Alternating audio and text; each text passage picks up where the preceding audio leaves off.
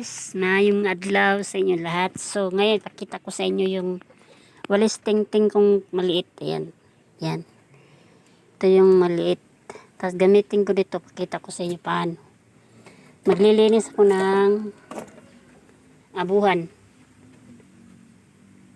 Yan yung kawali namin. Gusto ko siyang papalitan kasi wala nang hawakan.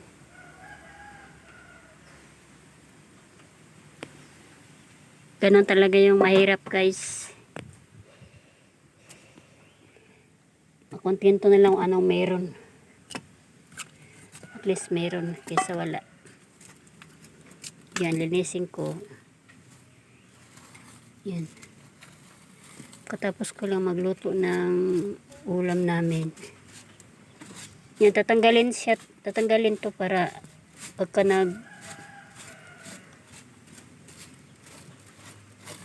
luto ka ulit dito, malinis siya.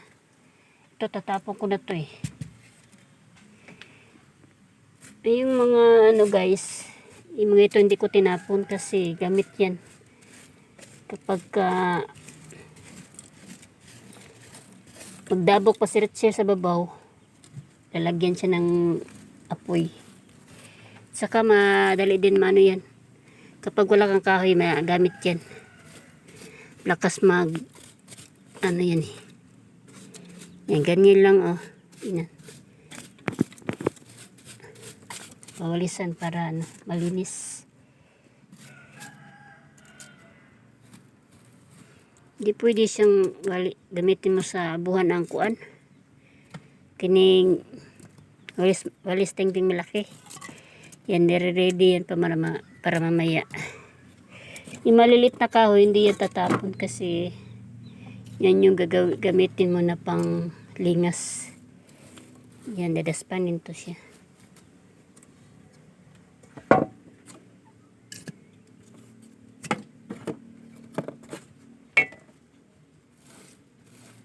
Diba? Hindi siya mahirap. Madali lang.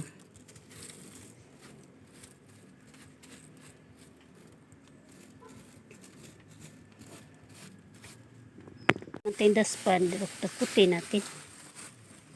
Ganyan lang. Dadakutin, lagis plastic. Tapos,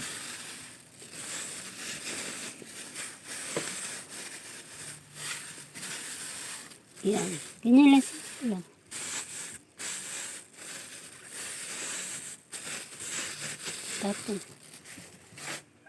Tapos, binasa ko to eh. Lagyan ko ng tubig. Para hindi siya maalikabok.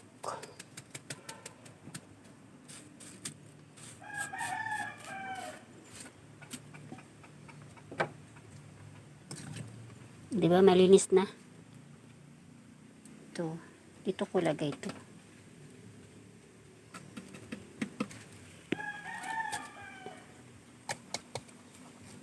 Yan.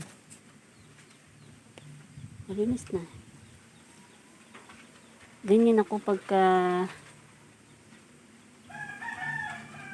gusto kong maayos ang pagluluto. Malinis dapat mga kaldero. Yan. Mga gamit sa kusina. Di kasi maiwasan ng mag-iitim ay yung mga dito ko. Yung mga kasi yung aso. Saka yung alikabok pag may hangin papunta dyan. Pero naman, yung aso lang ba, pero yung alikabok na kasi di may iwasan siya kasi malapit. Tapos na tayo magluto ng pang umaga. Yan,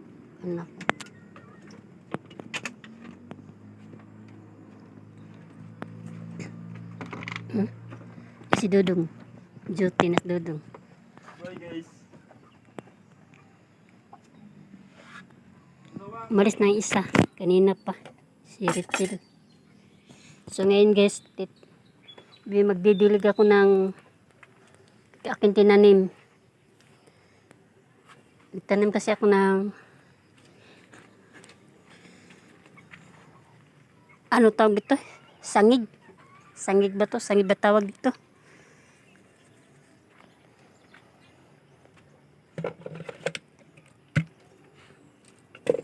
Didiligan ko kasi may habang maaga pa.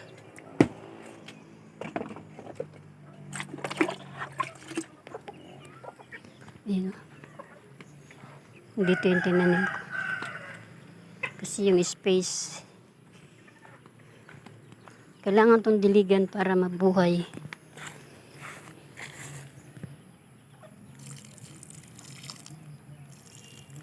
Mabango to eh. Mabango pa sa tanglad.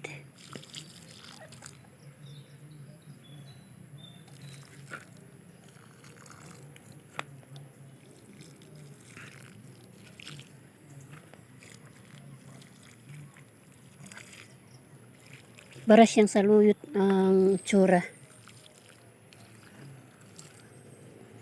Kaso daming manok dito. Ano?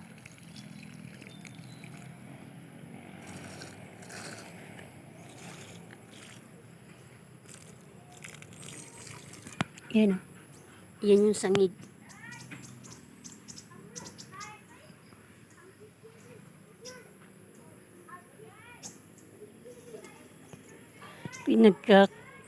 Pinagugulo ng mga manok yung ano ko pinaglinisan ko muna, tinambak muna dyan.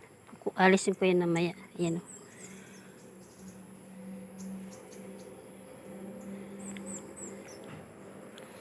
Sa kabila naman ano. Yan. Diba? Magandang tingnan. Green na green.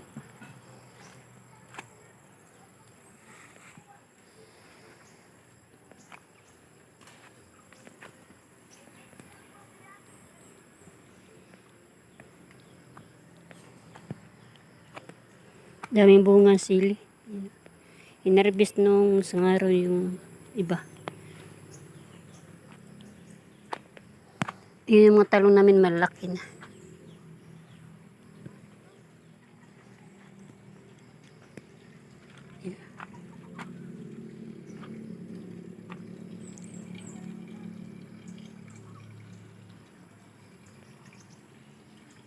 Nabali yung malunggay.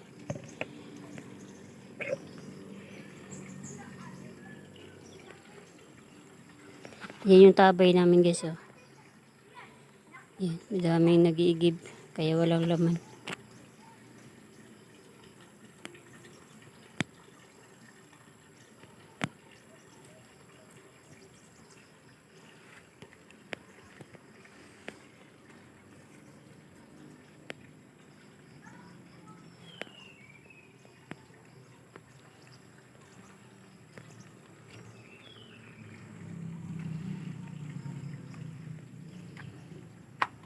Sa nanay ko, biyanan ko dyan ang papunta dyan.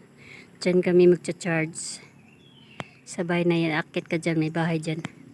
Kasi wala kami ilaw. Dyan ako magcha-charge. Mag-charge lang kami. So ngayon magwawalis ako. Kasi ang dami na naman ng dahon. Ito yung tatanim ko next. Ayun mga guys, ayan o. Yung ano yan, sili espada. Ito sibuyas, ayan. May tinanim ako dito, sibuyas. Ayan. Inakit ko dyan dahil may mga manok. Tinutuka nila yung dahon, ayan. Buto na lang, umano pa ulit. Na ano yan eh, nakalbo. Dahil kinain. Nakit ko para makita ko pag nutuka ng manok. Ito yung mga ano dito guys oh, lugbati. Hindi pa namin na harbisan. Maganda sa lugbati, putulan mo para ano ba yun, yung masalingsing ba?